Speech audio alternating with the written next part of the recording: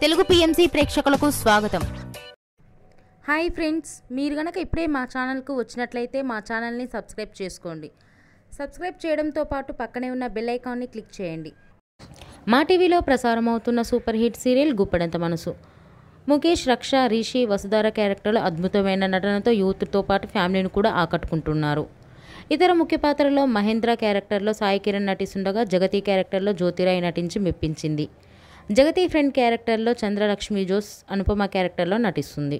తాజాగా రిషి, వసుధార వారి లేటెస్ట్ ఫొటోస్ని అభిమానులతో పంచుకున్నారు. ఆ ఫొటోస్ని మనం కూడా చూసేద్దాం.